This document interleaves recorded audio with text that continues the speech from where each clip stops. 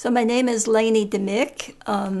I'm a psychologist. I've been in private practice for over 30 years, and I have done a lot of work with trauma, in different kinds of trauma.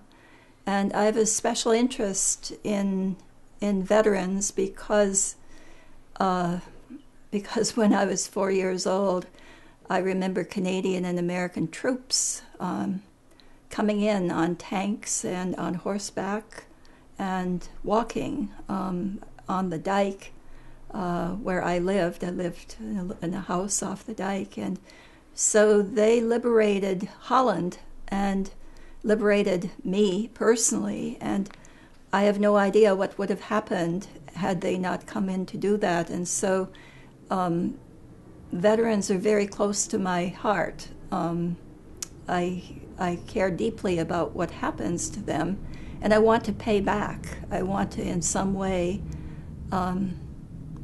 be part of giving back, and I understand what the sacrifice is that veterans make. I understand, I think, a little bit of what they witness, and it's an honor for me to be a part of bearing witness to what they witness. So that's my motivation in all this. So where this all started for me was in my childhood. I was born in 1941 in Western Holland. That was a part of Holland that was last to be liberated. And we went through what was called the Hunger Winter. And so I was 4 when Holland was no longer occupied by the Nazis. And my earliest memories and earliest experience really is war and the aftermath of war. And like all Europeans, I lived in a culture that had survived a war. And so even after the war, there was a period of time when there was reconstruction and people coming home and the rebuilding of the culture. When we eventually immigrated to Canada, the war was still involved. At that point, the Marshall Plan was reconstructing Europe, including Holland, and my dad, who left with 8 children, could take only a very, very limited amount of currency out of the country because it was illegal to take Dutch currency out beyond a certain number. So war has always been a very personal experience for me, and that's really why when the Vietnam War started, I remember I was living in New York at the time, and I remember walking down the streets of New York crying and thinking, do they know what they're doing, and do they know what they're getting into? So that's kind of what started it all, and why I am still right now very concerned about our returning service people, both those who are in active service and those who are returning, because I think we as a culture, if we send our people out, we have to also be there for them when they return.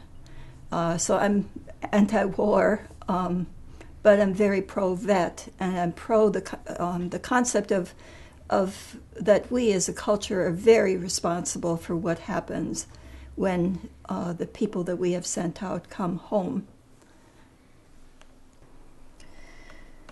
So when I think about Vietnam, I think about a number of things, and when I think about Vietnam vets, one is that to the best of my understanding, 58,000 Americans died in Vietnam, and almost twice as many have suicided since then.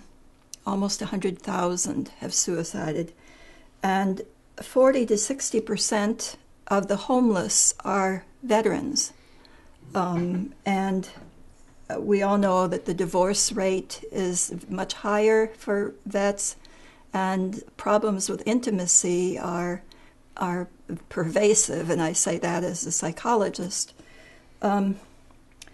So as I think about our our Iraqi and Afghani veterans, I think about what we can do as a culture to help in the reentry. And I personally think that we need to change how we look at them and how we relate to people who are returning, because sometimes I think we get into a mindset of that we are going to help them to heal from their wounds.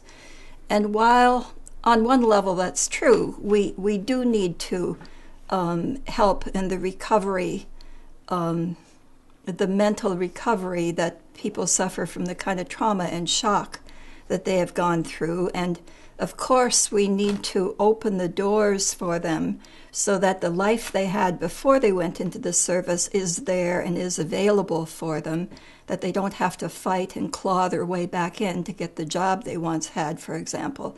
As a culture, that's the least we can do for them. But I think, so yes, we need to help, but on a different level, I think we need to accept their help. Because I think that folks who have seen and experienced what veterans have experienced, I believe that they know something that is of extreme value to all of us, that we need to know in order to be whole. I think often we compartmentalize and their experience. We set it aside, we marginalize it, we put it in a box where no one looks at it, and not only is that a disservice to them, it's also a disservice to us, because we are all responsible for war, and we are all part of the causes and the conditions that create their having been in a combat zone to begin with, or to have been in part of the whole military-industrial complex. We're all part of that. We're not separate from that. The causes and the conditions are all related. And so we have to be willing to bear witness to what they bore witness to. And in so doing, they will teach us something. They can teach us something. In fact, they know something that we can access to only if we're willing to hear and to listen and to learn from them. And in that willingness to listen, we can learn more about our own darkness. We can learn more about how we are complicit in all this. It can break through the barriers of our own complacency and indifference, our unwillingness to become involved, our passive compliance with the causes and conditions that eventually lead to the fruition of war. I think it's cowardly of us to not be willing to hear what they have to say, and I think it can make us better people, wiser people, more knowing people, because we have this violence inside of us. It doesn't just happen out there in Iraq, and it doesn't just happen to veterans. We have it inside, and we need to acknowledge it, to know it, and to see it.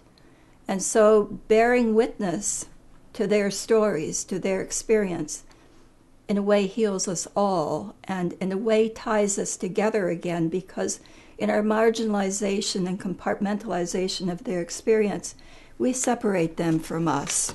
We make it about them, they're different than we are, but actually that's not true. And so in that recognition, we can do a great deal for our own healing. So for the programs that are busy trying to help vets, I think it's wonderful. I completely applaud it. I hope to be a part of it. But I'd like to take it to a deeper level where we allow them to instruct us, and we honor what they have learned, and we become willing to have them be our teachers.